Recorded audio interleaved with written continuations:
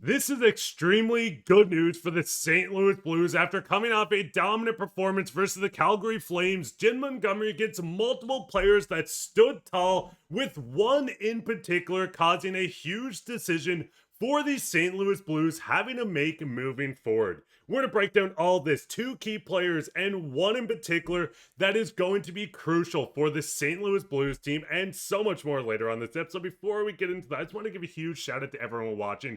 We're trying to reach our goal of 4,500 subscribers, so if you want to stay up to date on everything to do around the Blues, from trades, rumors, reports, game recaps, anything you can think of, you can catch right here on Blues Digest. So head down and hit that free subscribe button. It would mean the world. But with that, dearies, let's go straight into it today, where the St. Louis Blues finally got a win against the Calgary Flames. But the biggest storyline coming from this was the goaltending. Now, looking at this, Joel Hofer, Joel Hall of Famer, had a great game, saved 27 of 29 shots and a 2.12 goals saved above expected with a 931 save percentage. Going into this, before we get into the implications, what is your thoughts on Hofer going into the second game and really proving a point that the Blues goaltending is quite elite?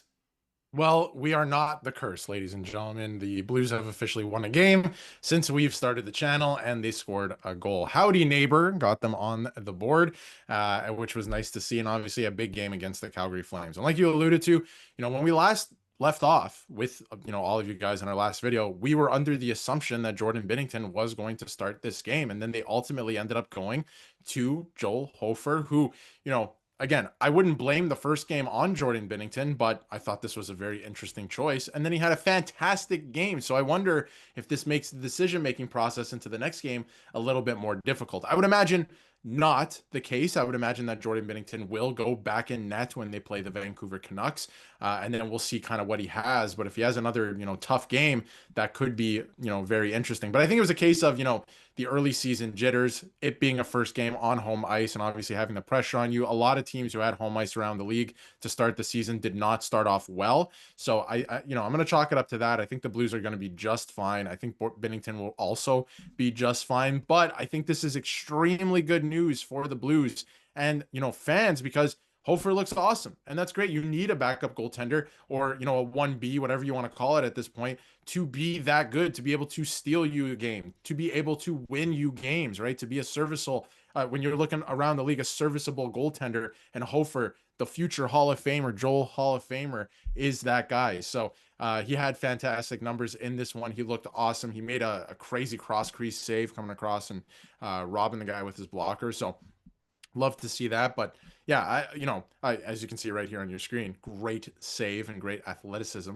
from Hofer a couple times yesterday, keeping them in the game. And then ultimately, you get 4 goals out of your forwards as well. So nice to see Robert Thomas also on the board. But I think this could make the decision process a little bit more difficult moving forward, especially if Binnington doesn't have a good game. But I would imagine Binnington is going in their next game. And I think the big thing is you have a decision to make. Like you said, you have 2 elite goaltenders, a 1A, 1B, with Binnington being the most established goaltender despite the bad first game. But I think this is a perfect opportunity where we're going to see goaltenders push each other. We've seen Binnington struggle. Hofer stepped out, took over, and came in with a dominant performance. Binnington's going to look at this and want to replicate this, go out to get a win for the team. I think overall you have 2 strong goaltenders that can play almost any night, and you're going to go in with a very good chance to win. Listen, like you said, the first game's not completely on Binnington. Yes, there was a couple that he could have saved, but when you're getting shut out, you can't blame the goaltender on that because there was no offense, which we did see come from this team, and Jake Neighbours himself spoke. Hope made some huge saves, tucks with the fight that really brought the motion to our team, and we carried them the rest of the way. Now, we've seen Jake Neighbours playing quite well last night, scoring 2 goals, his first 2 goals of the season, playing in Calgary, his hometown. What was your thoughts on Joel Hofer? And listen, we'll touch on Robert Thomas and Pius Suter as well, but what is your thoughts on Jake Neighbours coming out, making a statement, and scoring these 2 big goals to get the season going? Like you mentioned, he wanted to have a good game because he is from there. So obviously, anytime that you're playing in your hometown, you want to put up a good performance. But this is very interesting now because, I saw a lot of people saying that man, they gave up Zach Bolduc. Look how good he's doing. And we're going to touch on that in this video as well because we can't, ignore it anymore. It's a thing that is happening. But look at what's happening with that situation. Why did we end up picking Neighbours over him? Well, here's Neighbours, right? He started off the season very strong and 2 goals in their second game. They didn't score a single goal in the first game. So off to a really strong start. And I think that he has this type of offense in his game. I think he's going to be able to produce on that third line this year. So maybe not at this clip, right? Let's not expect a goal a game or anything like that, but he's going to be able to give you some offense there on the third line. So I think this was a really good start from him. He's playing with a lot of confidence. He's still relatively a young player in the league as well. So really good stuff from him so far. I think you need him to take it up a notch from what we've seen the last couple of years as well. But I definitely think he's going to be able to give you that offense on the the third line there. And again, I think he had a really good game. He was he played roughly 14 minutes, or he's averaging 14 minutes through the first 2 games so far. So clearly Jim Montgomery is trusting him a little bit more, which is something we talked about during the summer. And where's the trust going to go, and where are these minutes going to go for certain guys? But I think the other thing we need to talk about too is, the other storyline around the league is Logan Mailloux with the Blues right now, his start versus Zach Bolduc with the Montreal Canadiens. And listen, like, Zach Bolduc is going to score goals. If he was on the Blues, he would have scored goals, but there was a bit of a logjam at the winger position where with Montreal, he's playing, big minutes so far and he's playing really well. Mailloux is not going to put up as many goals as Zach Bolduc. It's just the fact of the matter. They don't play the same position. Mailloux is playing a lesser role than Bolduc is in Montreal. So that's just the way I see it. I don't think there's reason to panic. I think this move is more for the future anyway. And, it wasn't for the first 2 games of the season. This is not a race to see who scores the most goals and who wins the most games in the first 5 games of the season, right? This is a marathon at this point to see, what's going to happen with Mailloux. What situations are they trusting him in? So pump the brakes a little bit, guys. We know he's off to a hot start. It might not even be sustainable, right? So I think pump the brakes a little bit. Things will be okay.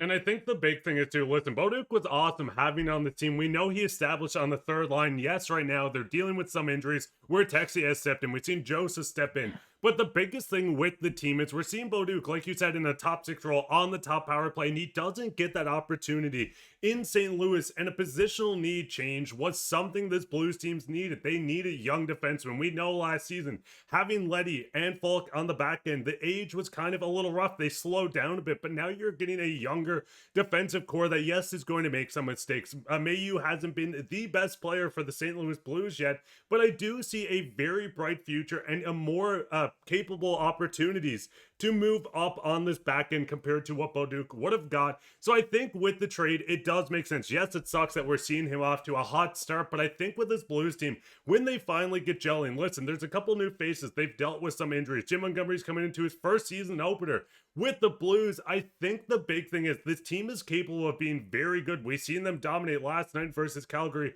Yes, the first game sucked, but we're 2 games in. This is the Blues team that's going to make the playoffs. The Montreal Canadiens are going to fight to try to make it, but may miss it. But Blues fans, what is your thoughts? What do you think is happening with Jordan Binnington and Hofer? Do you stick with the hot hand going into Monday's game, or do you go with Binnington to give him a bounce back? What's your thoughts on the forwards? Who do you think's the most impressive so far? Let us know down in the comments. And speaking on comments, let's go into comment today coming from Rick. Let's hope that Mailloux gets better. Bolduc off to a fast start, and I think this is the big thing. There is a chance that he continues dominating. He could score 30 goals, but Mailloux is still very young, and I think there's a 40-point season in his near future. But what's your guys' thoughts? Leave your comments down below, and you could be comments of the day. While you're down there, leave a like, subscribe, share this with your friends. We'll be back in another episode, so keep your eye for that. But I've been your host, Mark, with my co-host, Darius, and take care, Blues fans.